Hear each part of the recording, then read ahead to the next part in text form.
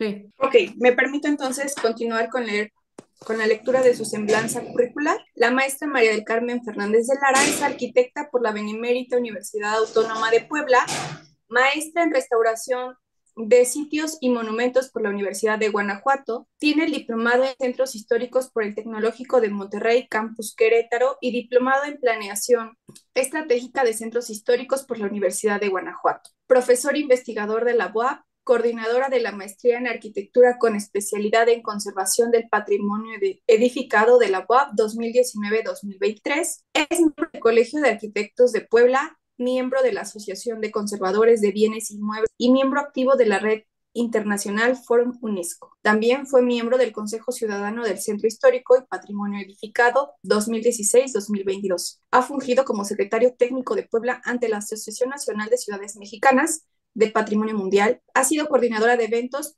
previos al sexto coloquio internacional de la Organización de las Ciudades Patrimonios Mundial. Responsable del proyecto Puebla Te Quiero Bella en el Centro Histórico de la Ciudad de Puebla.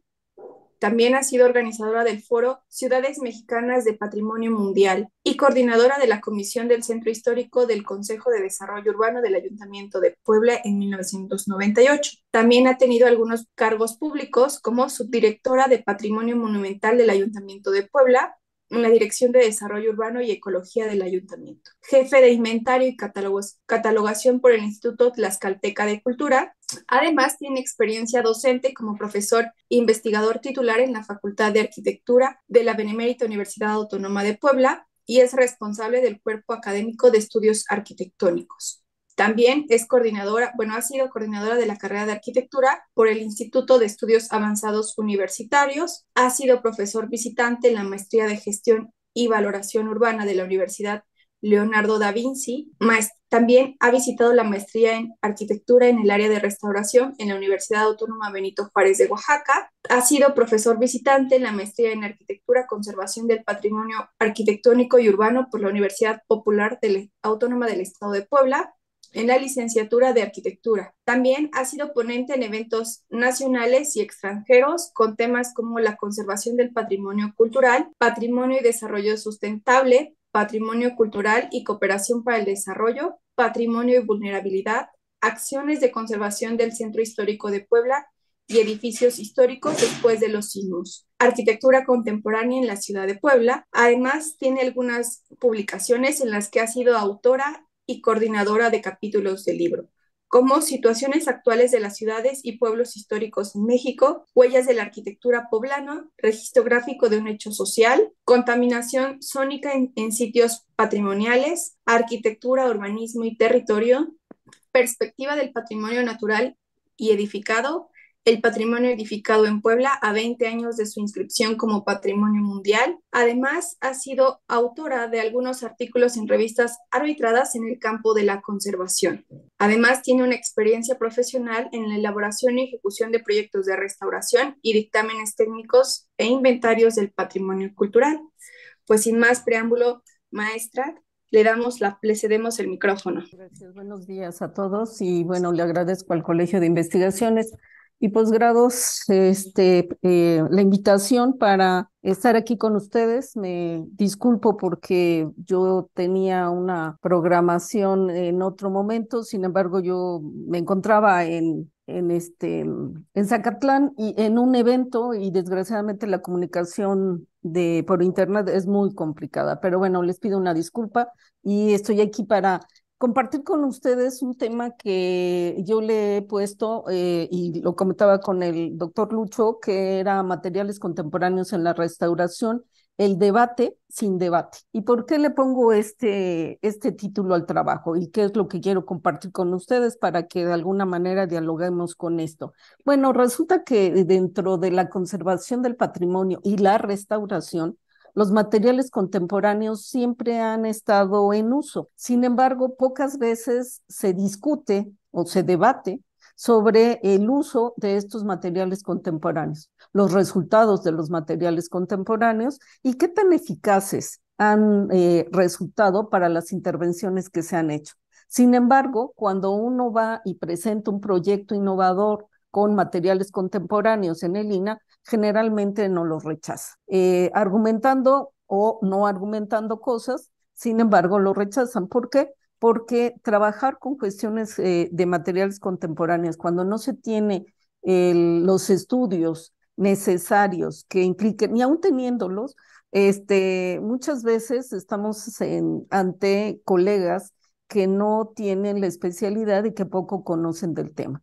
Entonces, en realidad, siempre se ha insistido en que se debe de debatir y sí se ha hecho de manera seria, pero como muchos de los proyectos no terminan siendo registrados, analizados con esta descripción detallada de la intervención y de los materiales que se utilizan, ¿contra qué podemos debatir? O sea, ¿cómo podemos decir si este material, si el concreto armado nos funcionó, si no nos funcionó, si estos selladores nuevos que se están implementando para determinados elementos están funcionando o no, cuando no hay una descripción detallada de la especificación con la cual se intervino? Entonces, aquí es por eso que yo traigo a colación este trabajo y esta presentación, que espero que podamos platicar ampliamente sobre esto, ¿no? Entonces, el trabajo yo lo estructuré en 4 puntos. El primero es una introducción para introducirlos en el uso de los materiales contemporáneos a partir de la historia, los foros y el debate que se inició a partir de la Primera y Segunda Guerra Mundial, algunos casos que se dan y unos comentarios finales que lo que me interesa más que nada es que pueda yo dialogar con ustedes respecto a esto y oír su opinión, ¿no? Porque bueno, yo tengo la mía, pero seguramente algunos de ustedes tendrán alguna otra o podemos coincidir o no sobre este tema, ¿no?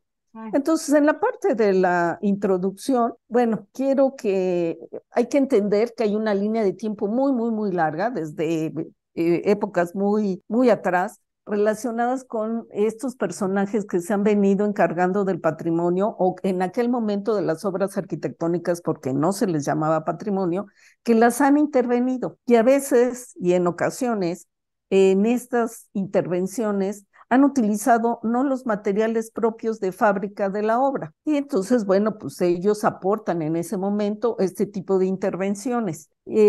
Poco importaba si era compatible o no el material, simplemente se debería de garantizar la materialidad y que permaneciera.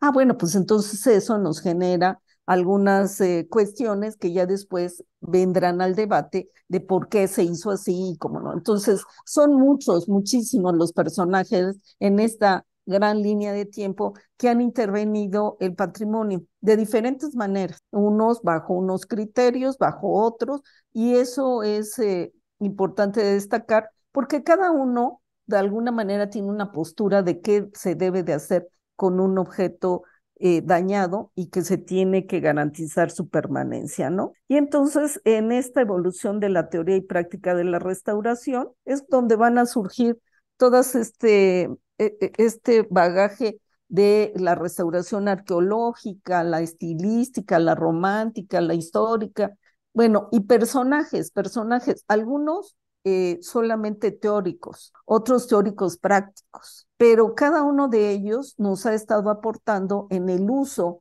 de materiales no propios de la obra que se interviene. Entonces, para poder hablar del tema, pues necesitaríamos ir escogiendo cada uno de estos personajes y ver ellos cómo le hicieron y bajo qué criterios están interviniendo los inmuebles y qué resultados tuvieron, ¿no? Porque pues de alguna manera siempre somos producto de nuestra época, el contexto nos determina, las condiciones también, y los daños que tengan los edificios, pues sin duda van a terminar definiendo qué se puede hacer y qué no se puede hacer con el inmueble. Entonces vean que aquí hay de todo, hay italianos, hay franceses, hay vieneses, hay una mujer que es muy importante porque de alguna manera pues hay que incorporarlas también. Entonces, lo que vemos es personajes que están interviniendo en edificios históricos de diferentes maneras, no con los mismos criterios, sino con criterios particulares que eso le va a ir dando el nombre al tipo de restauración que hace. Por eso hablamos de restauración arqueológica, cuando se hacen estudios arqueológicos y parte de los materiales que se encuentran se vuelven a colocar en su lugar o se hace anastilosis o la famosa integración, ¿no? O reintegración. Pero también encontramos la restauración estilística, que lo que hace es ver cuál es el estilo que predomina en el edificio y entonces intervenirlo a partir de las cualidades de un estilo en particular, eliminando todas las demás, lo que genera un problema, porque bueno, al final de cuentas la arquitectura no es estática, nosotros lo tenemos hasta en la arquitectura contemporánea, que de repente abrimos un vano, cerramos un vano para hacerlo ventana o puerta, etcétera. Entonces, la arquitectura tiene esta posibilidad y es en esto que se particulariza en este caso de la cuestión estilística, porque todos los estilos son importantes, pues es parte de la historia, pero en ocasiones se fue borrando esta historia para dejar un solo estilo, dependiendo de quién intervenía. Entonces, bueno, pues ahí es lo que vemos es que hay criterios muy particulares de cada uno de estos personajes que van a aportarnos en la práctica de la restauración, porque en realidad pues es eso lo que nos interesa. Les repetí, algunos son teóricos, exclusivamente cuestionaron este tipo de intervenciones porque se decía que se estaba alterando la materialidad, cosa que es cierto, pero bajo los criterios que ellos establecían es que no se debería de hacer absolutamente nada, ¿no? Entonces también esto es muy cuestionable porque pues si podemos hacer uso de los monumentos con muchísimo respeto, partiendo de que los daños que tengan los podemos solucionar porque tenemos la capacidad en este siglo XXI, con todos los recursos que tenemos, de lograr salvar un edificio, pues hay que hacerlo. O sea, ¿de qué depende? Bueno, pues de que conozcamos perfectamente bien el edificio y de que lo podamos intervenir. Y entonces, bueno, pues así es que muchos de estos personajes nos van dando ingredientes relacionados con la práctica de la restauración y con el uso de materiales que no eran propios de la obra en ese momento. Entonces, en ese momento, pues eran nuevos materiales que tendrían que ser compatibles con la obra para que ésta siguiera trabajando como una unidad constructiva y que no perdiera también la forma, ¿no? Entonces, bueno, ¿qué era lo que se hacía en ese momento? Pues la idea era devolver al edificio el estado que pudo haber tenido, como lo decía Violet Leduc, que fue muy criticado por eso mismo, porque decía, bueno, pues hay que volverlo como si nunca, como nunca pudo haber estado, ¿no? Entonces, ¿qué significaba? Que yo le podía incorporar cosas, eliminar cosas, y entonces, bueno, pues resultaba que la parte, estos elementos de autenticidad que después la UNESCO los incorpora, pues ya no se tomaban en cuenta, ¿no? Entonces, bueno, él hizo muchas obras, de alguna manera en algunas intervino tratando de respetar la obra original, pero también hubo momentos políticos en los que lo obligaron a que cambiara las cosas, ¿no? Entonces eso también hay que entenderlo, ¿no? Porque hasta en el momento actual nos, nos pasa, ¿no? Lo importante es garantizar la permanencia de la materialidad, porque eso era importante, ya que son obras singulares todas las que se estaban interviniendo, ¿no? Y bueno, pues no hay que olvidar que la arquitectura es propia de un sitio y de una época, y bueno, esa época está plasmada en los vanos, en las dimensiones de los muros, en los materiales y demás. Si yo le quito, le pongo o modifico, bueno, resulta que la lectura del edificio termina siendo otra, y yo ya no le entiendo o yo ya entiendo que hay cosas que se intervinieron y que no se intervinieron de manera correcta, a mi parecer, pero tal vez fue de manera correcta en ese momento y hay que saber por qué. Entonces, bueno, pues eso es lo que hay que, de alguna manera, entender en este tipo de cosas, ¿no? Vean, aquí hay un ejemplo de una catedral donde la original es la del lado izquierdo y la del lado derecho es como quedó. Entonces, si se dan cuenta, bueno, pues las torres son otra cosa que no tiene nada que ver con la original. El pórtico principal, pues también fue modificado. La ventana coral, pues sin duda se mantiene, pero la que había en la parte de abajo se modifica. Entonces, esto es a lo que vamos. O sea, de alguna manera hay edificios que terminan siendo modificados y que o los hacemos más de un estilo o los hacemos más de otro, pero no le permitimos que sobreviva su esencia. Y entonces, bueno, pues aquí, ¿qué es lo que sucede? Pues simplemente que en aquella época no se llamaban falsos históricos, ahora sí lo llamamos así, pero en aquella época lo que se estaba haciendo era hacer lo que la gente pensaba que el edificio necesitaba. Y bueno, pues a lo mejor el edificio no necesitaba esas torres, a lo mejor el edificio no necesitaba esta profusión en la puerta, porque al final de cuentas cumplía con su función, pero se llega a hacer este tipo de cosas,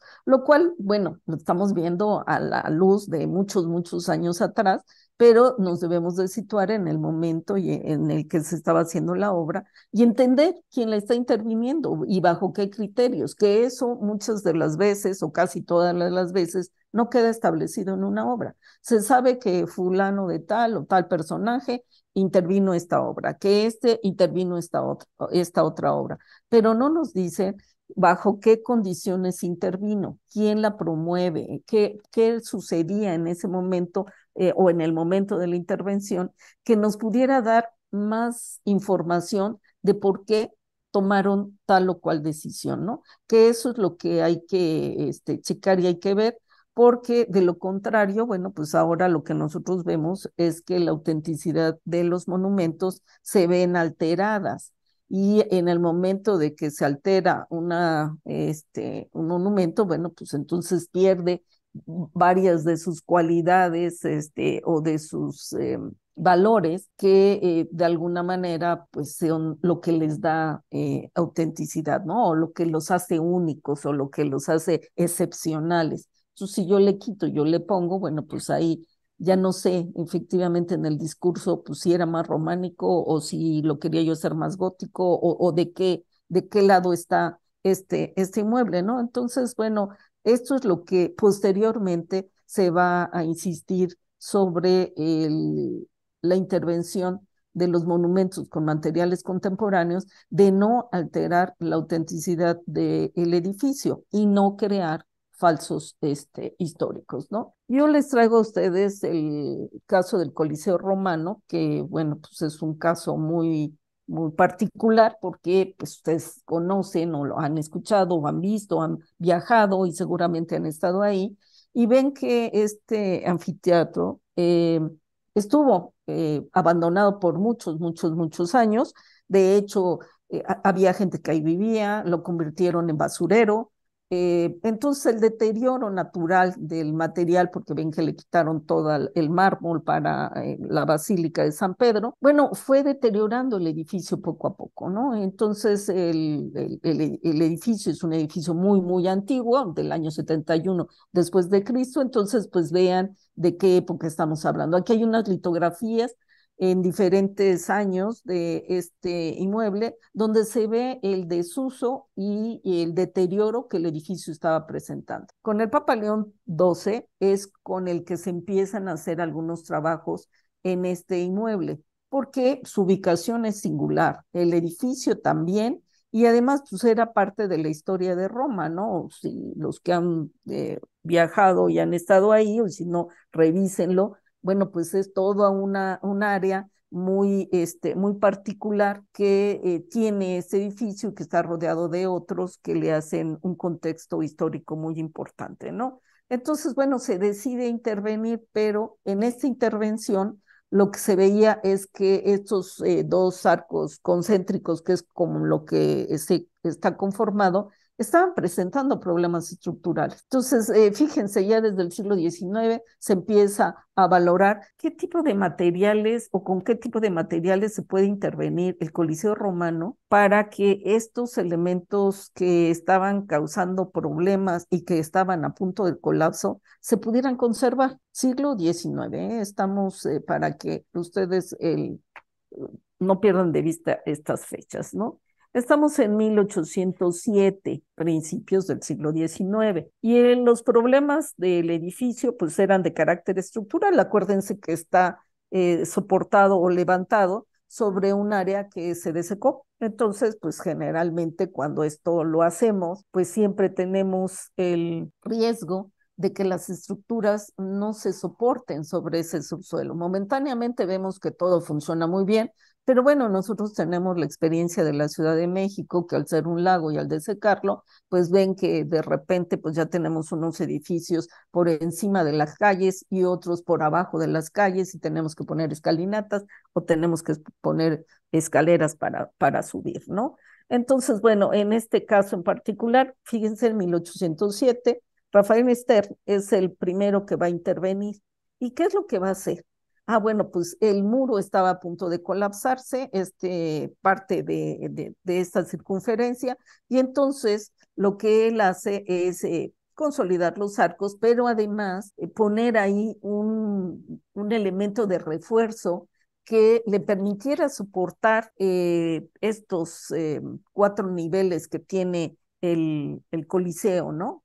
Hace un contrafuerte de forma triangular que le da este soporte, pero tiene la particularidad de que hace uso de un material del mismo color de la piedra, que lo único que logra es mimetizar su intervención para que no se destacara del resto del inmueble. Entiende perfectamente bien que lo más importante es el edificio, no la intervención. La intervención me tiene que ayudar a garantizar la permanencia del edificio. Ahora, ¿cómo le hago? Ah, bueno, pues él lo que dice, bueno, materiales idénticos sí los hay, porque en la zona pues están las canteras, pero volverlo a trabajar y completar algunas cosas o desmontar los arcos y volverlos a hacer, pues entonces voy a tener un problema mayor porque no sabemos el comportamiento de los muros. Entonces, lo que él idea es simplemente hacer este gran contrafuerte de forma triangular,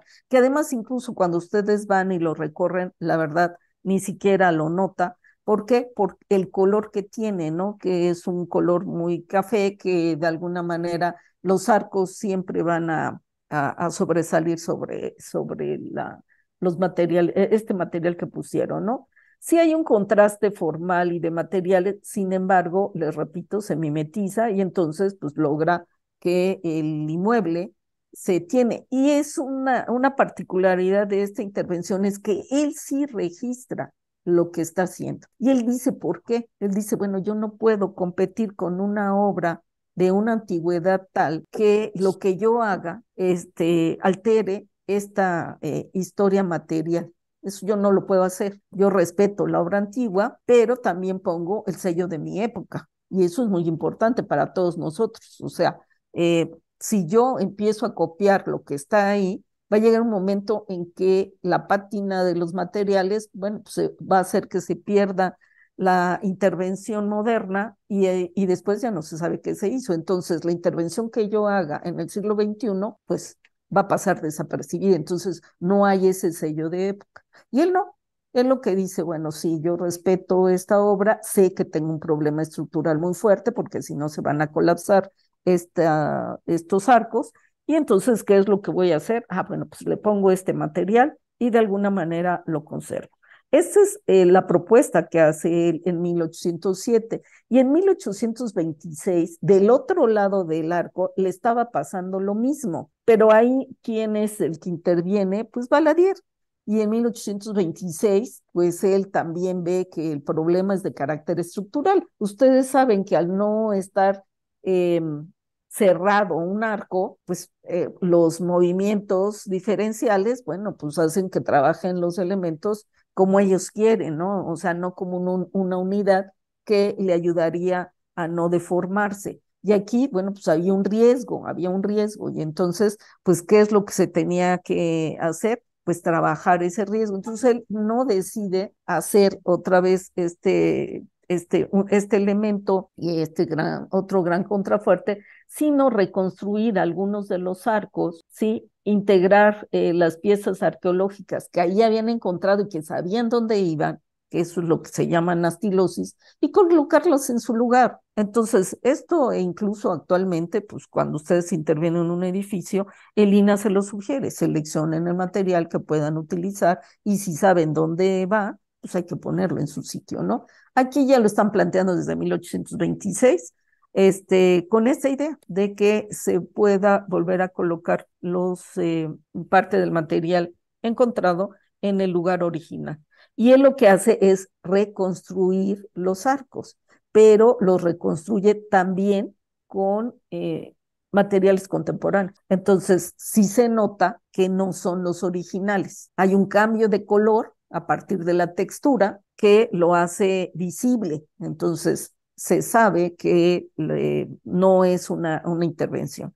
Claro, algunos turistas decían, bueno, pues a mí me da lo mismo, si es nuevo o no es nuevo, yo lo que quiero es que mi foto me salga muy bien, pero bueno, nosotros estamos hablando de conservación y de restauración, y en la restauración el que estas cosas se hagan de manera idéntica, pues va generando falsos históricos. Lo que él hace es privilegiar la visual del monumento, eh, haciendo esta reconstrucción de los arcos. Entonces, bueno, pues ya vimos que hay, por un lado, una intervención muy modesta, a lo mejor no tan a gusto de mucha gente, pero que funciona, ya ha funcionado hasta la fecha, porque la ventaja es que ahí hay una plaquita que ustedes van y ahí dice cuándo la hicieron, quién la hizo y por qué motivo lo hizo. Y aquí hay otra propuesta en el mismo edificio, también con materiales contemporáneos, pero que tiene otro resultado, pero también hay un respeto absoluto al monumento y entender que los materiales nos pueden servir mucho, aún los contemporáneos, siempre y cuando los sepa yo utilizar en el momento oportuno, en el lugar que el edificio lo necesita, ¿no? Entonces, la solución a los problemas estructurales se resuelve, es legible lo original de lo que no lo es y se respeta la obra, ¿no? Que eso es lo que mencionamos en la parte de arriba. Si no le hubieran puesto ese muro, estos elementos que ya tienen ahí unas grietas enormes y unas fracturas, pues hubieran colapsado. Entonces, el muro que pone Esther, pues le ayuda a eso. Por el otro lado, pues yo lo que tengo son unos arcos que complementan esta unidad formal del Coliseo Romano, y eso hace que se vea de una forma. Pero estamos en el siglo XIX, entonces, pues quiere decir que de alguna manera esta obra ha llegado hasta nosotros. Vean aquí en la parte inferior se ve el muro de Esther, y pues la verdad, como ustedes siempre hacen el recorrido ahí y están sacando las fotografías, pues es tan largo y que muchas veces se quedan a la mitad del camino para sacar las fotografías y nunca llegan a donde está esta parte, y luego casi nunca lo reconocen, ¿no? Pero bueno, vemos en el siglo XIX el uso de materiales contemporáneos, bajo una lógica de una persona que interviene y que respeta el edificio, pero que al mismo tiempo reconoce que puedo hacer uso de lo que tengo en este momento más moderno y que me ayude a conservar un edificio que de tantos años y con tantos problemas, ¿no? Entonces, bueno, pues de eso se trata, por eso me interesaba que este caso lo conocieran y lo vieran y lo valoraran y entendiéramos que las cosas se pueden hacer bien cuando se quiere. Cuando no, pues muchas veces tenemos otro tipo de resultados, ¿no? Bueno, en el punto 2 del índice dice los foros y el debate, y aquí es donde empieza a haber ya un debate formal sobre el uso de los materiales contemporáneos en la restauración.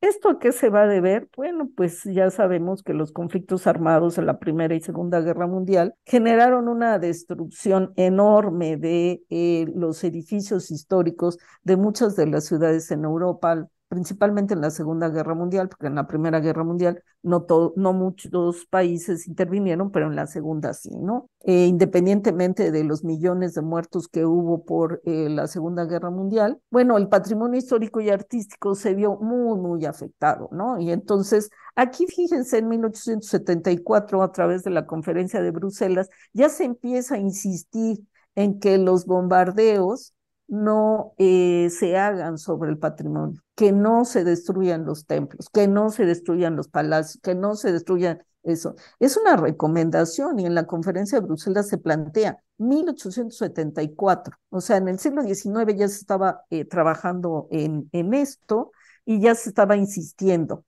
En la conferencia de La Haya en 1899 y después en la del 1907 y se insiste en que todos los países miembros firmen de que en cualquier conflicto, bueno, los objetivos no misiles no sean atacados, ¿no? Y en la conferencia de Washington de 1922 también se establece esta parte.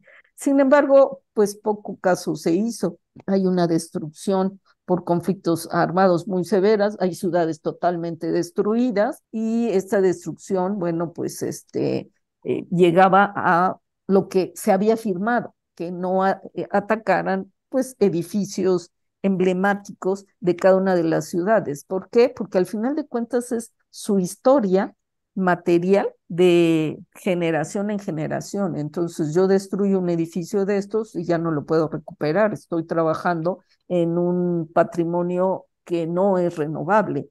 Entonces, bueno, pues los daños fueron muy grandes, muy severos y lo importante, además de los daños, es que la ventaja que se tenía en aquel momento es que muchos de los edificios, si no es que la mayoría en algunos de los países, se tenían los planos, cosa que luego en nuestro país carecemos de esta información básica que nos permite después intervenir un edificio. O sea, ¿cómo intervengo un edificio como el de la parte inferior del lado derecho si no tengo un solo plano? Un plano que me diga cuál fue su disposición, el partido arquitectónico, el ancho de los muros, dónde estaban los vanos. O sea, difícilmente, ¿no? O sea, hay edificios emblemáticos como esta catedral del Reims, pues que hay litografías, después se fotografiaron, entonces se sabía cómo eran, pero hay otros edificios que no se sabe cómo eran. Entonces, ¿cómo intervenirlos? ¿Qué hacer con ellos? Y cómo poder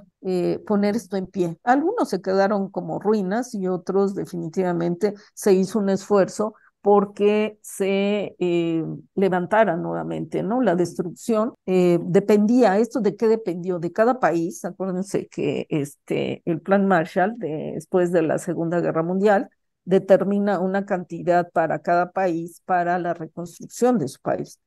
¿Cómo se iba a hacer? Como ellos pudieron. ¿Qué iban a tener que hacer? Primero, seleccionar aquellos edificios que querían reconstruir y justificar por qué. Porque algunos saldrían demasiado caros a volverlos a hacer debido al daño que se tenía. Entonces se tenía que hacer una selección de aquello que sí querían que se mantuviera y que se dieran los argumentos necesarios para su conservación o para su reconstrucción. Y otros definitivamente se tendrían que quedar como una evidencia del daño causado por la Segunda Guerra Mundial, ¿no? Entonces se empiezan a hacer trabajos todo mundo decía trabajos de restauración, pero ya después cuando uno revisa los reportes que cada país estaba entregando, porque como les dieron recursos que el Banco Mundial a partir de este plan Marshall se les entrega, pues entonces cada uno tenía que entregar esos reportes. Y entonces unos decían que estaban haciendo rehabilitación, otros que estaban haciendo restauración, otros que estaban haciendo reconstrucción. Y de hecho, todas estas palabras relacionadas con la conservación que empiezan con surgen en este marco de estos daños y de estos momentos en los cuales se están haciendo trabajos por parte de arquitectos, de artesanos, de constructores que quieren recuperar algo de la historia de su ciudad, de su localidad, de su país, ¿no? Entonces, bueno, resultados hay muchos, ¿no? Como en este caso de esta iglesia, de la otra, como la cúpula, como la puerta de Vanderburgo, en Alemania. Entonces, intervenciones hay muchas y en todas ellas, en algunas se mete ya concreto, en otras se mete acero, en otras. Entonces, se están haciendo obras generalmente de reconstrucción. Y en esta reconstrucción utilizan materiales contemporáneos, pero poco se escribe sobre el uso de los materiales. Se sabe, nada más dice, se utilizan materiales de la época. Bueno, pues tendríamos que ver en qué época estamos para entender cuáles eran los materiales que se estaban utilizando, ¿no? Pero normalmente, pues ya estaban siendo aplicados los materiales contemporáneos. Uno de ellos, que la Revolución Industrial trajo y que fue un siglo antes, pues era el concreto, ¿no? Entonces, bueno, pues ya vemos el acero en algunas de estas obras, el concreto y otros materiales que se estaban utilizando. Y es aquí donde, bajo estas obras que se hacen y que se les estaba dando infinidad de nombres, si era restauración, conservación, reestructuración, rehabilitación o lo que ustedes quieran, es cuando surgen estos dos documentos, en la Carta de Atenas en 1931 y en 1964 la Carta de Venecia. ¿Qué dice la Carta de Atenas sobre el uso de los materiales contemporáneos? Dice que se puede hacer uso de los materiales contemporáneos de manera juiciosa. Entonces, el problema es que al no tener una claridad de qué es ser juicioso, pues entonces cada quien lo utiliza como quiere, ¿no? Y dice el mismo documento que es factible utilizar todos los recursos y todas las técnicas modernas siempre y cuando se garantice conservar la obra material. Y dice, muy especial el concreto armado. Entonces, aquí es donde el concreto hace su presencia, su aparición en la restauración, y después nosotros lo venimos utilizando hasta este momento, aunque con el sismo del 2017 nos dimos cuenta que muchas de las intervenciones que se hicieron, inyecciones con concreto armado, causaron más problemas que beneficios. Sin embargo, pues vean, estamos hablando de 1931. Desde 1931, sí, en realidad fue antes, pero en 1931 ya se establece de manera oficial a través de documentos que se puede utilizar el concreto armado, ¿no?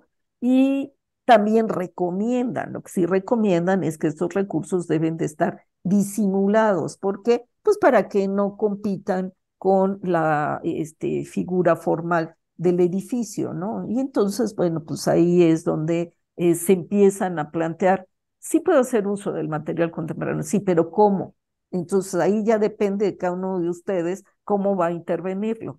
Si yo respeto el edificio, si yo lo valoro primero antes de intervenirlo, pues entonces seguramente mi intervención va a ser más apegada a lo que Baladier y Esther hizo. Si lo mío es llegar y ver una fisura y luego atenderla y no me interesa lo demás, bueno, pues seguramente el resultado será otro, ¿no?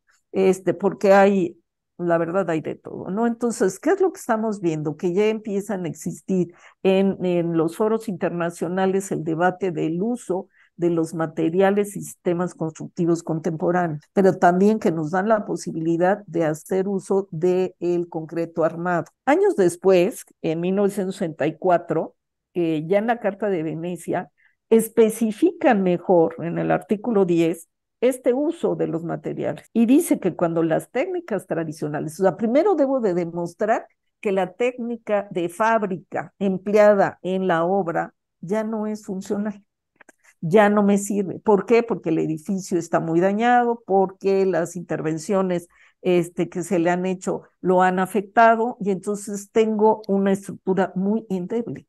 Si yo le pongo la misma cantidad de material, con el mismo peso y demás, pues en realidad lo que voy a hacer es voy a volver a tener los mismos problemas que el edificio ha estado teniendo a lo largo de los años.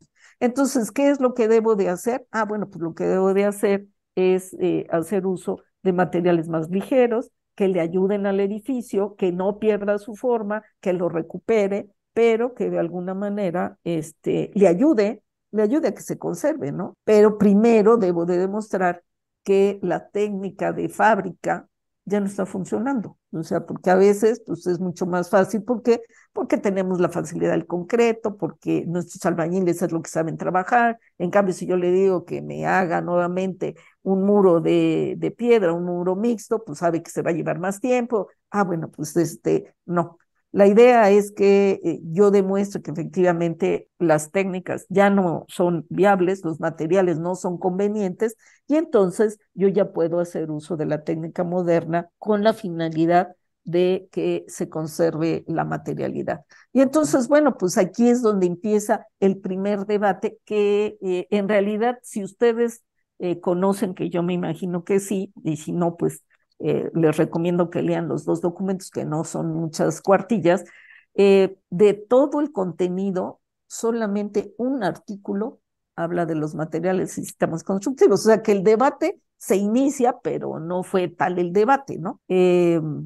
nada más daban recomendaciones. Y con estas recomendaciones hemos llegado hasta el siglo XXI, con estas mismas condiciones, bajo estos mismos artículos. Acuérdense que nosotros como país miembro de la UNESCO, todos estos documentos terminan siendo normativos para nosotros. Entonces, bueno, pues lo que hay es que debemos de hacer uso de ellos, ¿no? Pero bueno, ¿qué es lo que se plantea? Es que el debate debería de haber continuado. Si ya inició en 1931, si en 1964 ya se había establecido, todas las demás reuniones deberían de estar planteándose cuáles han sido los resultados que hemos tenido utilizando el concreto armado, el acero, resinas, o sea, ¿cuál ha sido, no? O sea, lo sabemos por algunos estudios, como en el caso del Partenón, que cuando le metieron las grapas metálicas,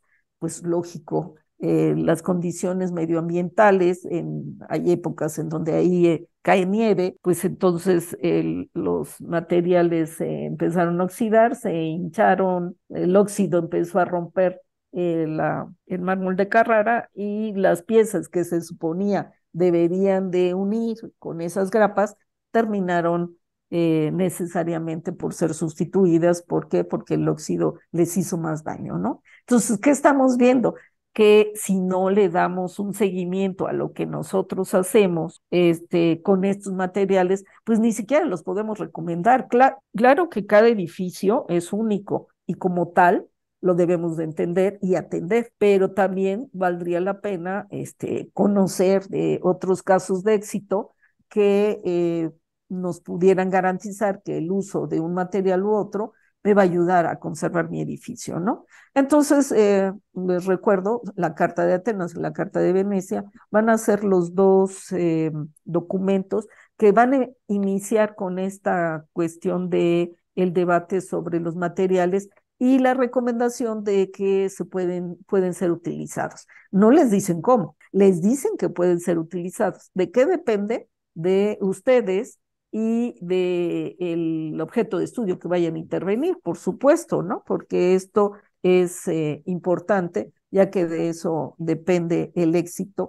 y que se conserve el patrimonio, ¿no? Estos dos documentos van a tener así como que su validación en la construcción de la presa de Asuán, que es eh, esta gran obra magna que se hace para darle agua y para que ya el Nilo no estuviera inundando tantas ciudades en Egipto, ¿no? Entonces, la presa lo que iba a hacer era inundar muchísimos monumentos como estos que ustedes ven en la parte superior y en la parte inferior, que era una pena porque, bueno, son construcciones del año 13 antes de Cristo y que se iban a perder. ¿Se perdieron muchas? Por supuesto que se perdieron muchas, pero también se hizo un esfuerzo internacional para conservar algunas de ellas. Y este complejo de Abu Simbel es uno de los más emblemáticos que se tiene, donde el debate del uso de los materiales y sistemas constructivos se pone en práctica. Bueno, pues ahí decía que yo podía hacer uso del concreto. Ah, bueno, ¿cómo? Ah, pues aquí lo tengo que hacer y voy a ver cómo. Y puedo hacer uso del acero. Sí, ¿cómo? Ah, pues tengo que consolidar y a lo mejor las resinas me ayudan. ¿Cómo? Y entonces aquí es en esta obra, que es una obra magna que yo les sugiero que también la busquen en internet porque hay varios videos donde van explicando poco a poco la obra, pues se ponen en práctica, ¿no? O sea, estaba este templo, está enfrente de lo que iba a quedarse inundado, entonces se tenía que quitar de ahí y recorrerse unos metros más adelante para que no se perdiera. ¿Esto qué implicaba? Ah, pues una obra de ingeniería tremenda porque se empiezan a cortar cada una de las piezas para moverlas. Era la primera vez que se iba a hacer esto. O sea, nunca se había hecho en ninguna otra obra. Lo que se necesitaba era que, pues, el ingenio, participaron muchos países, no es uno solo, el Banco Mundial estaba dando los recursos, además había una situación política muy difícil porque quien interviene más directamente son los rusos. Entonces, bueno, pues ya saben que en estas discusiones políticas a nivel mundial, pues Estados Unidos siempre hay una situación muy compleja, ¿no? Pero bueno, al final de cuentas, la obra se tenía que hacer, era necesario dar agua y que no se inundaran y que de alguna manera tuviera luz Egipto, que era una de sus principales necesidades. Y entonces, bueno, pues lo que hacen es reconstruir esta parte de la parte de atrás del monumento, hacer los cortes y moverlos y llevarlos para allá, traerse embarcaciones, traerse plumas para poder moverlas, que no era fácil porque no existía en ese momento más que cuando ustedes cargan estos contenedores en los barcos, que son estas plumas gigantescas que trasladan este peso. Ah, bueno, pues aquí se tuvieron que utilizar, entonces había herramientas que se habían utilizado para otras cosas, pero aquí por primera vez se iban a utilizar.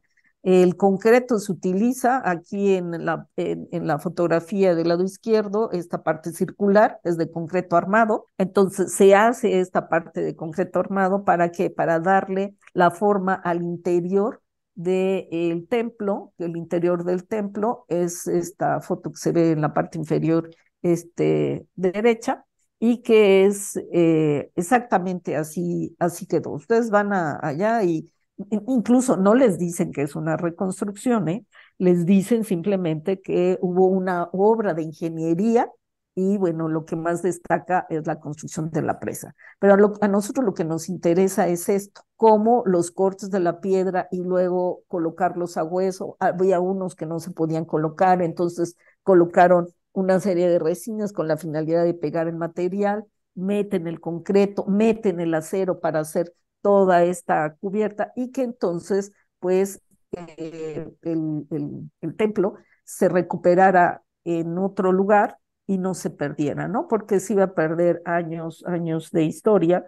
Y entonces, bueno, a años de distancia se hizo una evaluación hace como 12 años, donde había una crítica porque hubo edificios que fueron obsequiados a los países que participaron y se los llevaron a su país, ¿no? Algunos con algunos problemas muy complejos que terminaron por empezarse a deteriorar, otros como estaban por estar a la intemperie, otros porque no estaban a la intemperie, se lograron conservar, pero bueno, al final de cuentas, había esa crítica. Nosotros no podemos desplazar una pieza de su sitio porque la descontextualizamos, ¿no? O sea, yo no me puedo traer aquí una columna porque pues se ve hasta raro, ¿no? Mi casa es una casa del siglo XX y traerme una columna de la que ustedes quieran, pues hasta se nota fuera del lugar. Entonces, pues eso es parte de la crítica. La otra crítica es que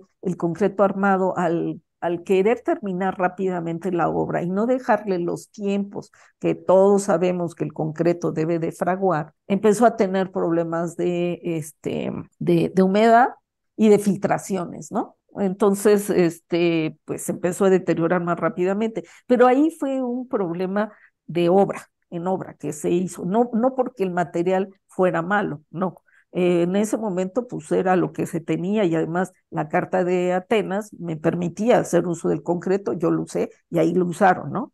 El problema es que ir contra el tiempo en obras como esta, pues generalmente nos causa algunos problemas. Yo sí les recomendaría que pudieran revisar esto con detalle en todos estos trabajos que existen en Internet, porque ahí hay una serie de imágenes muy interesantes de cómo se hace el corte, del tipo de equipo que utilizaron, quiénes intervinieron, a quiénes se trajeron para de alguna forma hacer estas grandes estructuras y luego para moverlas, porque yo las tengo que cortar, enumerar y luego las tengo que mover y colocarlas en su lugar y por eso las enumeramos, ¿no?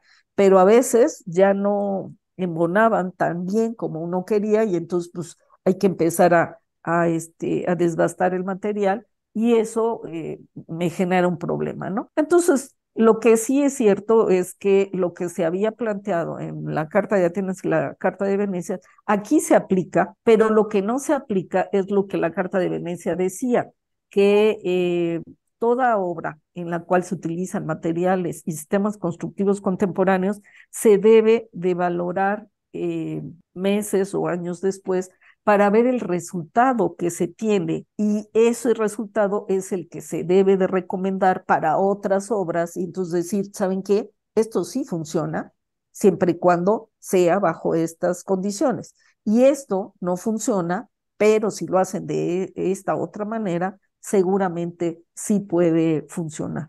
Que en realidad eso nos facilitaría a todos los que nos dedicamos a la conservación o restauración un trabajo mejor. Si bien la UNESCO establece que cada obra es única y como tal la debemos de tratar y atender y entender. También es cierto que si la experiencia ya nos ha demostrado que hay un material que ha sido eficaz, pues hay que utilizarlo. Tampoco nos podemos negar a no utilizarlo, ¿no? Pero hay que saber cuál, ¿no? O sea, así como que al momento estar inventando cosas, pues no, si hay algunos que ya se tiene y desgraciadamente son muy pocas las personas que después de intervenir una obra escriben qué fue lo que hicieron en la obra. O sea, para no meternos en problemas y con eso de los vicios ocultos, pues mejor que nadie sepa qué fue lo que hice. Pero para nosotros en la restauración, el conocer un material que está siendo eficiente en una obra de restauración por un daño severo en ella, para nosotros es una gran aportación. Sin embargo, pues tenemos muy pocos casos como ese. Bueno, pues entonces pasaríamos con una casuística. Yo les puse aquí varias, pero en realidad nada más voy a atender una para que vean que, bueno, ya presenté la obra del Coliseo Romano, que es una obra magna. Hubiera yo podido presentar la Torre de Pisa, que también tiene años trabajándose con materiales, con nuevas técnicas, se ha inyectado concreto en el subsuelo, le pusieron cables de acero para que ya no se fuera. O sea, ha sido un trabajo permanente y ustedes saben que la Torre de Pisa, o sea, Pisa sin su torre, el turista no llega. O sea, porque a lo que menos entra es al templo. O sea, casi todo el mundo se va a sacar la foto ahí en la torre porque, bueno, pues de alguna manera su inclinación causa cierta sensación y es lo que va a ver las personas, pero todos los demás edificios que también son emblemáticos, que son muy importantes por su distribución, el estilo, los materiales, la gente no entra. Entonces, en ese caso, Pisa sin la torre, se moriría esa población porque casi toda la población se dedica a atender a los visitantes, ¿no? Entonces, ya vimos este caso de lo de Abuncimbe, pero bueno, para que vean que esto también se trabaja a nivel local y en cosas mucho más pequeñitas de los materiales y sistemas constructivos, yo les traigo este caso que es un templo muy pequeñito en la zona de Izúcar de Matamoros, que se llama Matzaco, ¿no? Si se dan cuenta en la fotografía, vean la manufactura, no sé, son partes de los daños que el sismo del 2017 le ocasionó. La zona, esta zona de Izúcar, pues ha sido muy azotada. ¿Por qué? Pues porque ahí está una de las placas que más daño le hacen al patrimonio, no solamente de Puebla, sino de varios estados de la República, ¿no? Entonces, bueno, acuérdense que el sismo no fue también un sismo cualquiera, fue 7.1, o sea, un sismo ya de consideraciones, o sea, de un nivel de daño muy, muy fuerte. Entonces, nuestras construcciones antiguas nunca se calcularon, o sea, la verdad ninguna estuvo calculada. Se supondría que por el peso propio de los materiales, esto se debería de garantizar que se conservara y que se mantuviera y demás, pero pues ya vimos que no. Entonces, la zona ha sido azotada de manera continua por sismos. Entonces, muchos de los edificios en esa zona están dañados, ya de daños, no de ahorita, sino vienen de tiempos atrás por estos sismos. Acuérdense que los sismos que nos vienen por Oaxaca, pues generalmente nos mueve, pero los que vienen del lado de Morelos, los que vienen del lado de Guerrero, pues esos sí nos hacen brincar. Entonces los materiales no están diseñados para esos esfuerzos y entonces, bueno, pues empezamos a tener problemas muy serios, ¿no? Entonces, este que de alguna manera fue de 7.1 y que estaba muy cerca de la zona de Izúcar de Matamoros, bueno, pues por eso aún siguen desgraciadamente en el suelo muchos de estos edificios. Yo me concentro en San Lucas Matlala. ¿Qué es San Lucas Matlala? Vean, bueno, pues es una comunidad de Izúcar de Matamoros. En realidad es una comunidad que se genera, es una comunidad agrícola que se dedica a la cuestión del campo, pero principalmente a la caña de azúcar, que pertenecía a una hacienda ahí en esa zona. Entonces, bueno, la hacienda como ya no podían vivir dentro de la hacienda, los trabajadores compran un área y ahí se asienta. Y ahí es como va a surgir este templo, un templo muy pequeñito. Lo primero que pide la población es que les hicieran su templo para que pudieran irse a vivir ahí, ¿no? Entonces, pues vean la parte inferior, que es un vuelo que se hizo, pues es una cosa relativamente muy particulares, ¿no? Los daños eran muy visibles, ¿no? O sea, se tenían ahí daños. A alguien se le ocurrió en algún momento poner una estructura de concreto enfrente de la portada de la fachada y con el sismo hubo ahí golpes y golpes y golpes que estuvo haciendo, entonces pues ayudó a que se empezara a fracturar la fachada, ¿no? ¿Producto de qué? Pues de que alguien quiso cubrir esta parte para que la gente estuviera protegida para las misas, pero nunca recordaron que el sismo o los sismos hacen mover las estructuras, ¿no? Entonces, si este edificio es de mampostería, pero la losa que pusieron es de concreto, pues entonces yo estoy golpeando dos elementos y dos materiales con una resistencia diferente. Entonces, pues lógicamente no necesito ser muy inteligente para saber qué es lo que le va a pasar a una superficie golpeada por un elemento con mayor dureza. Entonces, bueno, pues los daños, en realidad el sismo no se los hubiera ocasionado tanto si no hubiera tenido la estructura. Y eso ya después la gente lo entendió y de hecho lo que hicieron es, siguen manteniendo su estructura de concreto, pero se le eliminó la parte que da directamente hacia la fachada para que tuviera un espacio en el cual pues no le fuera a ocasionar lo mismo, porque si no, pues se tenía que ver eso. ¿Qué otra cosa se ve y se vio en muchos de los edificios en la zona de Izúcar de Matamoros, como en una falta de mano de obra calificada? O sea, tenía una cúpula con muy aperaltada, pero pues a nosotros en arquitectura y los ingenieros nos dicen que los materiales se deben de ir entramando uno con otro, pues para que hagan una sola unidad y trabajen. Aquí no, aquí se pusieron uno pegado del otro, entonces no había más que una junta de cal arena la que soportaba cada uno de los gajos de la cúpula. Entonces, pues ya se imaginarán ustedes qué es lo que se tenía. O sea, podíamos ver el cielo porque ahí se observaba qué es lo que había ahí. Entonces, tenemos mano de obra poco calificada, desconocimiento de que los amarres son necesarios en una obra para garantizar su estabilidad. El uso de piedra bola en muros, cuando ustedes saben que pues es una piedra que no debemos de utilizar, porque pues, por eso utilizamos las otras para que se vayan acuñando y vayamos teniendo un elemento uniforme. Entonces, y además, pues la gente que el desconocimiento les hace hacer obras que para ellos era un beneficio por un momento, pero terminó haciéndole un daño al edificio, ¿no? Entonces, pues vean, los materiales que se tenían, las grietas, las fisuras, pues la gente sí estaba muy preocupada porque pensaban que se iba a tener que demoler todo y que se tenía que poder que ya iban a perder su templo, ¿no?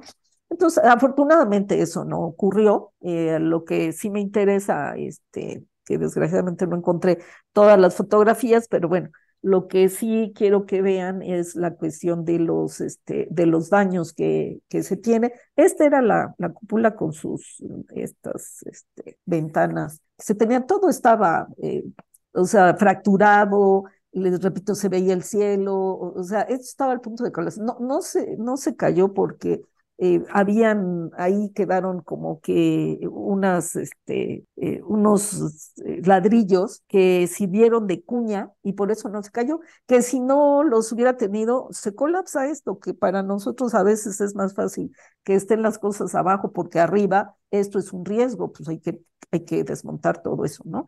Entonces las lucarnas todas estaban fracturadas de los cuatro lados y había que trabajarlas, ¿no? Entonces vean el tipo de daños que se tiene. Entonces, bueno, pues aquí lo que se hizo es utilizar los materiales y sistemas constructivos de la zona. En la zona pasa un río, ¿no?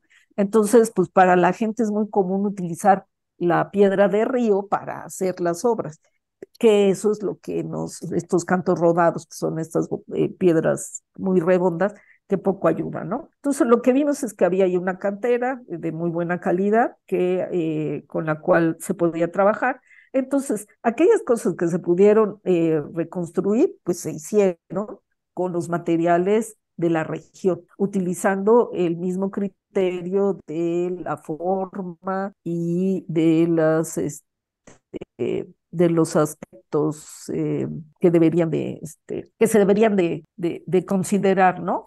Viendo la cuestión de la autenticidad, nosotros encontramos en la ficha del catálogo de Lina que esta era una construcción del siglo XVIII, que nos parecía que no era del XVIII, que era mucho más reciente, pero no teníamos manera de comprobarlo hasta que después salieron unas pinturas que efectivamente, con lo cual se podía demostrar que el edificio era del siglo XIX, ¿no? Sin embargo, bueno, pues, ¿qué se hace? Se utilizan los materiales y sistemas constructivos en aquellos lugares donde sabemos que el edificio está en condiciones de volverlos a recibir, pero en aquellos casos donde no, como aparece ahí este círculo rojo, ahí se hizo una cúpula de ferrocemento, que es un material relativamente muy, muy ligero y dándole la misma forma y las mismas condiciones y características al edificio, a la cúpula principalmente, ¿no? Porque a ellos lo que les preocupaba era ya cuando se desmontó, porque lo que pedían era que no se desmontara, pero era un riesgo,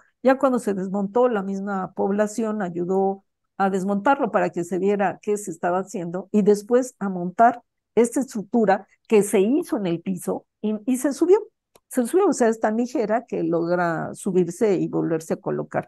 Pero estamos utilizando ferrocemento, ¿no? O sea, una capita de concreto muy, muy ligera con estos materiales también ligeros, que eso lo que va a garantizar es que aunque el edificio se siga moviendo, siga temblando y pase, no le va a pasar nada. ¿Por qué? Porque el edificio tiene, bueno, la cúpula tiene un cinturón que amarra este elemento, pero además es tan ligero que va a trabajar hacia un lado, hacia el otro, dependiendo del sismo, cómo venga o cómo se comporte toda la estructura. Entonces, esta fotografía que ustedes están viendo, pues es única porque así no se ve el edificio. ¿Por qué? Porque tiene una estructura enfrente de concreto, que era la que yo les estaba diciendo, ¿no? Entonces, pero bueno, con esta tecnología de ahora, pues podemos recuperar las imágenes originales y esto, los señores se mandaron a hacer sus calendarios pues, para que vieran en algún momento cómo estuvo su templo, ¿no?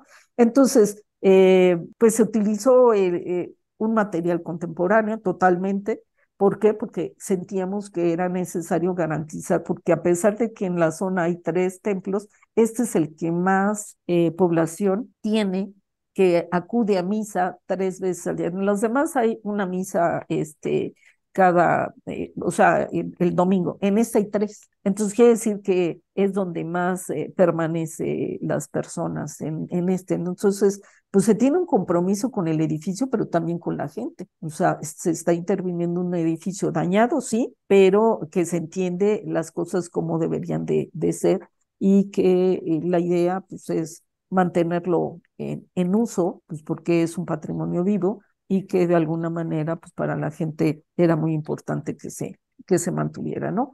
Y también se hace uso de materiales y sistemas constructivos contemporáneos, que ya después de que estaba terminada la obra y entregada, ya después es cuando viene personal de una institución que ustedes ya saben cuál es, para decir que cómo se había hecho y por qué se había utilizado ese material, ya terminada y ya entregada. O sea, esto se analiza, se propone previamente y pues bueno, en el transcurso de la obra pues es cuando se empiezan a hacer esta supervisión, pero no al final y ya que se entrega la obra, ¿no? Pero bueno, eso es muy común en nuestro país y desgraciadamente por eso seguimos teniendo obras en el suelo todavía, ¿no? Entonces, bueno, este caso para que vean que también en casos muy pequeñitos, no solamente en grandes obras, se puede hacer uso de los materiales y sistemas constructivos. Aquí sí hay una publicación que se le entregó a la comunidad, que ustedes pueden consultar ahí, a la autoridad municipal, porque luego pues los sacerdotes, acuérdense que cambian cada 4 años, los presidentes municipal cada 3 o cada 4 años. Entonces, bueno, se le deja a la población, se le deja a la presidencia municipal, se entrega al Instituto Nacional de Antropología e Historia. Entonces, pues ahí sí está qué se hizo, qué material, cómo se hizo, todo, las calas, en dónde sí se hicieron, por qué, porque aquí el problema que teníamos es que parte de un muro no tenía cimentación, entonces, como desgraciadamente las intervenciones se hacen del suelo hacia arriba, lo que vemos, y nunca se hacen trabajos de sondeos para ver cómo está el suelo, que al final de cuentas es el que va a cargar el edificio. Ah, bueno, pues entonces, pues lo que hacemos, lo que estamos haciendo, pues es pedir que las cosas funcionen y funcionen muy bien, pero en realidad no tenemos estudios de mecánica de suelos, se autorizan muy poco en este tipo de edificios, que ya debería de ser una necesidad urgente, pero que no se hace. Y entonces, debido a eso, pues meter materiales más ligeros, pues cuando menos garantizamos que el edificio ya no siga sufriendo de grandes cargas, ¿no? Entonces, bueno, aquí sí hay eh, pues un documento que da fe de lo que se hizo y que de alguna manera se puede consultar. Bueno, pues como comentarios finales, ¿qué es lo que quiero que concluir, ¿no? Que los daños que estamos viendo en el patrimonio edificado cada vez son más complejos, porque si unimos la edad de un edificio, los materiales ya intemperizados, los daños que le puede ocasionar un agente perturbador como un sismo, como un rayo, como apenas sucedió en Zacatlán, que le cayó un rayo al último elemento de la cúpula, bueno, pues se vuelve muy complejo. Ahora, si esto lo entendemos, pues debemos de entender que debemos de hacer uso de cualquier recurso que tengamos para que esto se resuelva y que se pueda mantener este patrimonio, que es un recurso que no se puede volver a hacer, no es renovable. Y entonces, si eso lo entiendo, pues entonces debo de aprovechar todos los recursos, pero entender el edificio, conocerlo, no nada más intervenirlo por intervenir, porque eso no se debe de hacer. O sea, yo debo primero conocerlo, valorarlo y luego ya intervenirlo. Y seguramente la intervención va a respetar las cualidades de la obra material. Y a partir de reconocer estas cualidades en su forma, en sus materiales, en sus sistemas constructivos, en su estética, pues los elementos que lo hacen auténtico, ahí van a estar presentes. De lo contrario, ¿qué es lo que hago?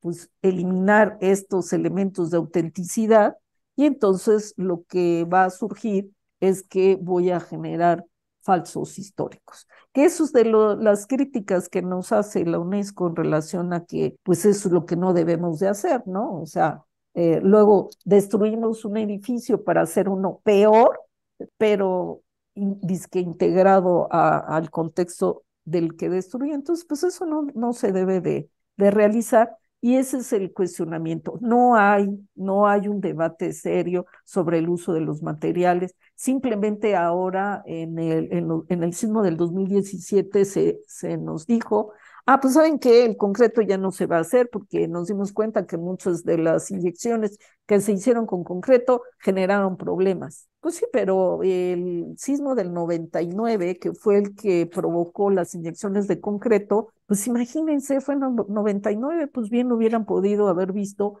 del 99 al 2017, que fue el otro, que algo estaba pasando con esas inyecciones o con esos elementos de concreto que metieron. Sin embargo, eso no sucedió. Entonces, los materiales no son malos, ¿eh? O sea, tampoco estamos en contra del concreto armado, no. O sea, yo creo que cada material tiene beneficios y tiene cualidades, pero también tiene problemas cuando no se sabe seleccionar correctamente y hacerlos compatibles con la obra. Entonces, lo único que queremos es que esto se trabaje y se trabaje bien y que el debate sea serio, ¿no? O sea, yo puedo recuperar un edificio con material contemporáneo, pues sí, pero hay que dar los argumentos y hay que decir por qué, no nada más porque a lo mejor tengo mi fábrica de concreto y pues, como para meter mi material, bueno, pues entonces a todo le meto concreto. Pues no se trata de eso, ¿no? Se trata de que de alguna manera los materiales sean los correctos para que, pues para la arquitectura, que es producto de su época, y las intervenciones también, pues de alguna manera, pues funcionen y que esta herencia material que tenemos legada por generaciones anteriores, nosotros también tengamos la capacidad de delegarlas a las nuevas generaciones, considerando que cada vez hay más escuelas de arquitectura, que cada vez hay más conocimientos, que las ciencias están avanzando demasiado, que tenemos más materiales, que tenemos más información para poder hacer muchas cosas que nos ayuden a que el patrimonio edificado no solamente de la ciudad de Puebla, del estado de Puebla, sino del país o de cualquier otro lado, se llegue a conservar. Si nosotros logramos entender esa parte y todos ustedes de alguna manera en donde están, a partir de lo que hacen, lo logran poner en práctica, seguramente las poblaciones se los van a agradecer, el patrimonio se va a conservar y tendremos que hablar de esta historia material que se nos ha legado. Pues de mi parte eso es todo, muchísimas gracias y pues no sé si qué es lo que procede ya en estos momentos. Muchas gracias, maestra María del Carmen. Ahorita vamos a proceder a la sesión de preguntas. Ok.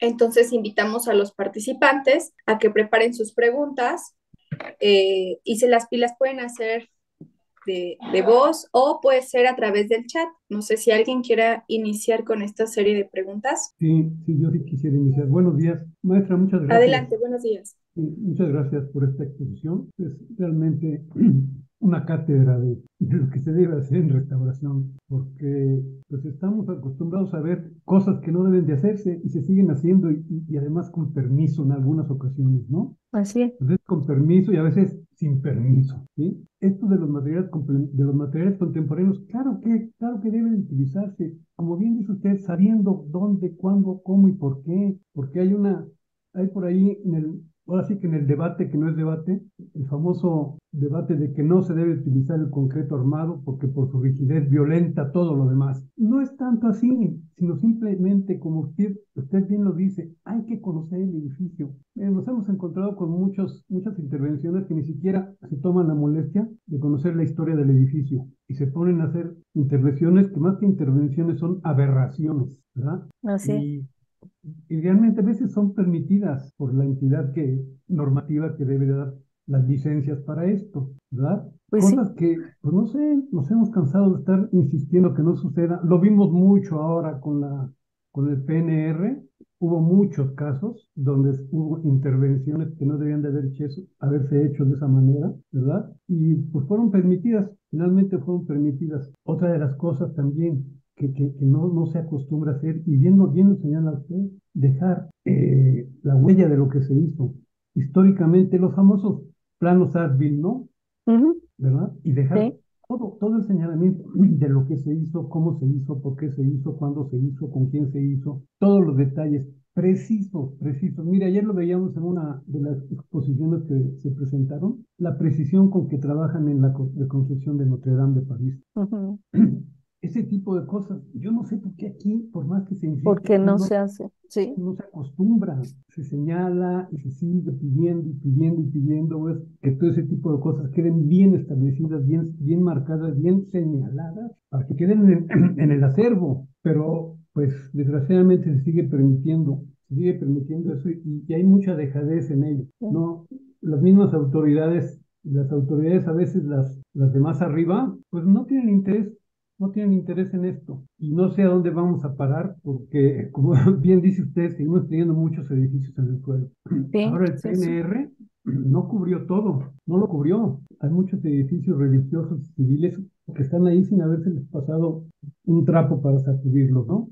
Claro, sí. Muchos otros, por cuestiones de intereses malsanos, fueron atendidos también por intereses políticos, por muchos intereses que manejan muchas veces en estas cosas. No sé, tenemos que pugnar mucho porque pues esto vaya mejorando, ¿no? La Sí. Carta de Atenas, la Carta de Venecia son muy, muy, muy precisas en esos términos, ¿no? Pero como bien lo señala usted, el cómo, el por qué, el cuándo, y debidamente bien utilizados, ¿no? Hay mucha gente que ha utilizado materiales contemporáneos, pero nada más por utilizarlos, Ujú.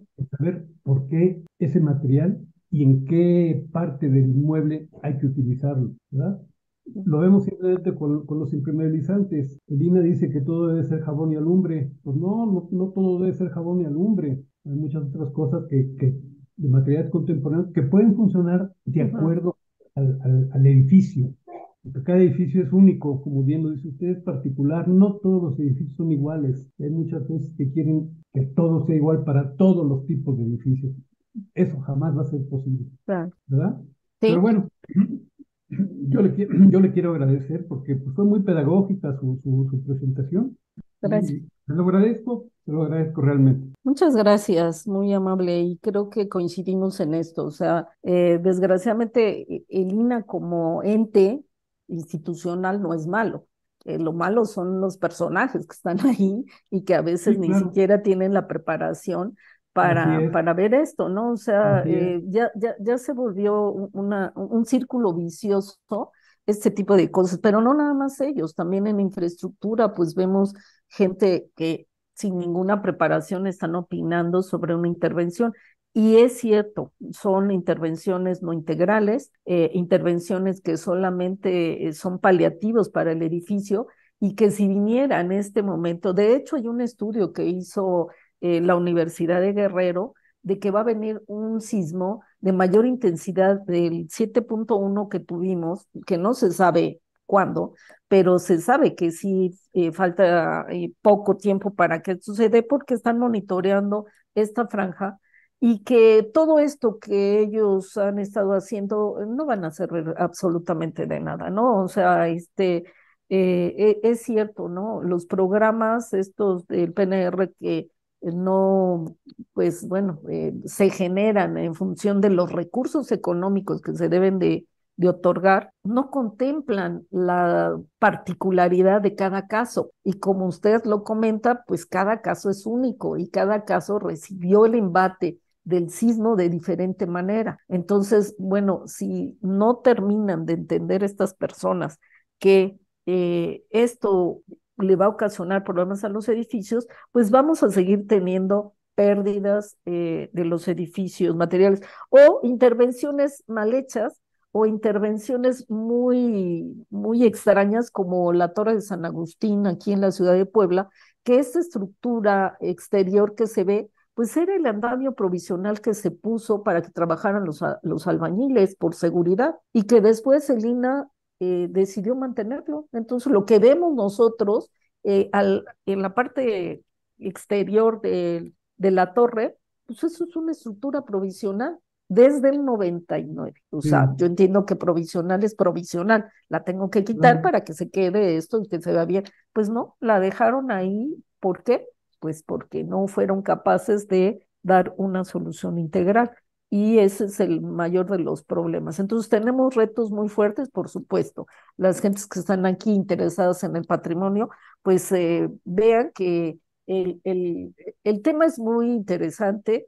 eh, Se necesita experiencia constructiva, por supuesto, se necesita conocer de materiales también, conocer de historia, porque como bien lo decía, la historia de cada edificio a veces nos va dando las etapas constructivas que el edificio está teniendo y a veces hay problemas de fábrica, ¿no? Desde su origen, pero hay otras que fueron ocasionados en otro momento. Y eso solamente nos los dice si analizamos e investigamos, pero como queremos hacer la obra de manera inmediata, lo que menos hacemos es investigar a nuestro paciente, como los médicos bien lo hacen cuando uno lo va a visitar y lo primero que Exactamente. empieza es a preguntarnos, ¿no? De qué enfermedades tuvieron los papás, la mamá, los abuelos y yo qué problemas he tenido. Bueno, nosotros nos tenemos que convertir en eso con la finalidad de que el edificio les hable, les diga, pues, dónde está la mayor parte de los problemas, pero a veces la historia nos ayuda en este diagnóstico que todo edificio debe de hacer. Fíjese que es una pena, pero por ejemplo, nosotros acabamos de regresar de la Sierra Norte de Puebla y autorizaron una obra, más bien, pintar un templo, le dieron 1 millón de pesos, pero resulta que tenía fisuras y grietas. Entonces, ya lo pintaron y les dieron 1 millón de pesos para la pintura. Y resulta que nunca atendieron ni las fisuras, ni las grietas, ni las fracturas. En una zona como Zacatlán, cuya humedad relativa es muy, muy alta, Muy este, alto. pues ya se imaginará cómo está en este momento la pintura. O sea, no les duró ni un mes la pintura y les Claro, dieron pues un millón nada. de pesos. Entonces, si hubieran intervenido el edificio, empezando por los daños que tiene el edificio, porque el edificio salió dañado por el sismo, que no eran muchas cosas, pero bueno, las fisuras, las grietas y las fracturas se deben de atender, pero sí pintaron, entonces se veía muy bien, hicieron una misa, todo muy correcto, y Ese ahorita el sentido. padre está diciendo, bueno, ¿y ahora qué hacemos? ¿No nos pueden dar otro poquito? Pues ya les dijeron que no, Claro. que bien se hubiera podido intervenir desde la primera vez y bien, pero también se necesita gente que sepa, ¿no? Porque pues yo entiendo que, mire, en la zona metropolitana tenemos 23 escuelas de arquitectura, si no es que un poquito más, y bueno, luego ya todo mundo se siente restaurador, se siente arquitecto con experiencia, y la experiencia se va ganando. Yo no digo que los chicos no deban de intervenir, sí, pero que se asesoren, que empiecen a hacer sus pininos, como todos lo hicimos, Todo. y Claro. preparándonos, ¿no? Para que, o sea, y que entendamos que no estamos ante cualquier edificio, estamos ante la historia material de una localidad y tengo un compromiso social muy fuerte. Si lo entiendo así, trato de ser muy ética en mi trabajo. Si no lo Claro. entiendo así, como usted dice, meto lo que se me ocurra con tal de que me den la obra. Sí, claro, y hay que hacerles creer a los jóvenes ahora, pues que deben de tener ese compromiso, ¿no? Si van a meterse en esto de la restauración, tener compromiso y hacer algo que pues, ya se ha perdido mucho, una palabra que ya está en el olvido, ética. Sí, estoy de acuerdo con usted. Eso desde las escuelas de arquitectura, ¿eh? Sí, Viene desde ahí, desde la enseñanza. así Entonces, es. Le agradezco mucho sus hay mucho por comentarios. hacer, hay mucho por hacer y muchas gracias. No, al contrario. Gracias por la pregunta. ¿Alguien más quiere hacer alguna otra pregunta a nuestra ponente? Creo que no. Me parece que no, no hay Ah, más preguntas. bueno, pues les Bueno, agradezco muchísimo la posibilidad de compartir con ustedes estas experiencias y pues a mí me encuentran en la Benemérita Universidad Autónoma de Puebla, en la Facultad de Arquitectura y en la Maestría de Conservación, que ahí es donde estamos trabajando. Muchas gracias y buen día a todos. muchas Muchas gracias, maestra. gracias. Agradecerle Buen día. nuevamente por la participación que ha tenido en este momento con nosotros, por compartirnos sus experiencias, que ha sido bastante valioso, y por responder nuestras dudas que se han Muchas gracias. suscitado a lo largo de esta ponencia.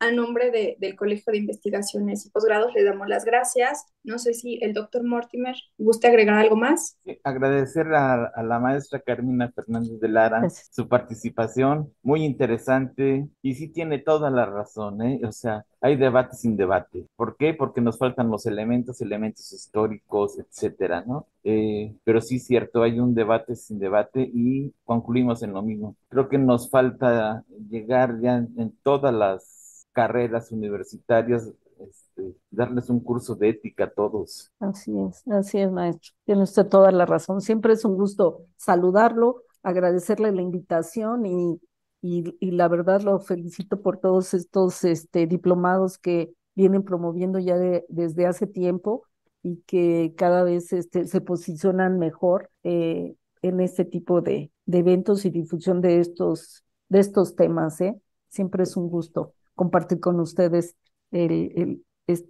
estos eventos. Muchas Gracias, gracias. maestra. Y le haré llegar su reconocimiento Muchas a gracias. través de Lucho. Claro que sí, cómo ¿Sí? no. Buen día a todos. Muchas Hasta luego. gracias. Hasta luego. Gracias a todos por estar en esta primera ponencia. La segunda ponencia empezará a las 12, entonces tenemos unos minutos de receso. Gracias.